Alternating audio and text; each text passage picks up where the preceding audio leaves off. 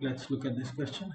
The base of a vertical pillar with uniform cross section is a trapezium whose parallel sides are of lengths 10 and 20 centimeter, while the other two sides are of equal length. Okay, so we have a trapezium base. Let me draw the diagram. This line is not as good. Okay, still workable. This is 10 and this is 20. Okay, the perpendicular distance between the parallel sides is 12 centimeters. This length is 12 now, and this length is also 12 now. Now notice, this is 10, this is 20. Because these two lines are perpendiculars, they will be identical. And we were also told this side was equal to this side. Can you come to the conclusion that this base and this base will also be identical by the property of congruency of RHS? You have a right angle triangle, the hypotenuse is identical and one side is given, so the third side has to be identical. So out of 20, 10 will get used up here. The remaining 10 will get distributed equally, 5 here, 12 here, so you get 13 here and you get 13 here. So we have all the four sides of the trapezium. If the height of the pillar is 20 centimeter, then the total area in square centimeter of all 6 surfaces of the pillar is. Okay, there are 6 surfaces now. How do you look at the 6 surfaces? See, the surface that is here 10, it goes up till a height of 20. So I'm naming this as surface A. A will look like a rectangle. Height is 20, breadth is 10. So you will get your area for it. I'm denoting this surface at the bottom as B, and you would get breadth is 20 and height is also 20.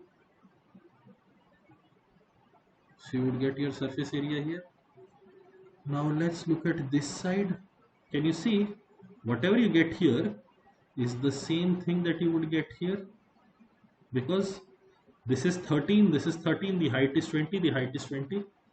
They would also be rectangles, simply with dimensions slightly different. 13 and 20. You would get your surface area here also.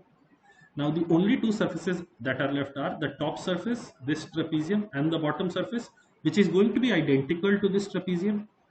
So if I name this area as D, total surface area is going to be A plus B plus 2C plus 2D. Let's calculate it. A is nothing but 10 into 20. 10 into 20 is 200. There. B is nothing but 20 into 20. So you get 400 there. C is nothing but 13 into 20, 260. But then there are two C's. So you get 260 here. Now we have to find out the area of this trapezium. Area of a trapezium is given by half into O. These are 2 times this area. So 2 into half into sum of the parallel sides, which is 30, into the perpendicular distance between them, which is 12. These two will get cancelled out, and 30 into 12 will give me a 360 now. Okay, so this is no longer yielded. Another mistake that I made is 13 into 20 was supposed to be included twice, so this will not just be 260, this will be 260 plus 260 plus 360. Let's add all these up. 200 plus 400 gives me 600.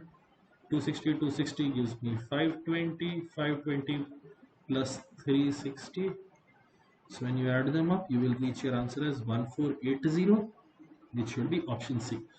The only thing nice about this question was, given that this was a 3D figure and you had to calculate surface area, non-regular 3D figure for which you had to calculate surface area, so you had to imagine how the surfaces would look like and then proceed.